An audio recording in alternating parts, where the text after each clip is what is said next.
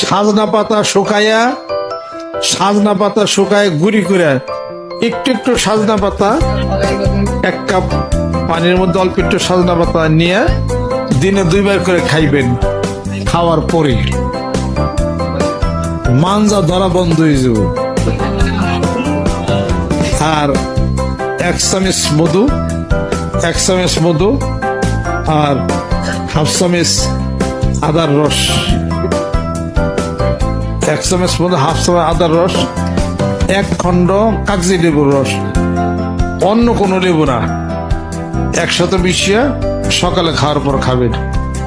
আর একটু ওই যে সাদা পাতার গুঁড়া খাবেন।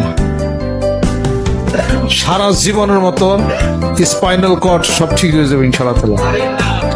ডিজেনারেটিভ অফ সেন্স ডিজিজ যেটা হয়, লাম্বার সমস্যা হয়, জীবনও কোনদিন হবে না এটা ইনশাআল্লাহ। মেরুদণ্ড ঠিক রাখতে গেলে আমি যা বললাম এটা করেন। আর 1 কাপ করে পাতলা দুধ খায়েন, সর খায়েন না। 1 কাপের পাতলা দুধ সকালে 1 কাপ খাবেন, বিকাল 1 কাপ খাবেন। একটা কাঁচা ঢেঁড়স সকালে খাইবেন।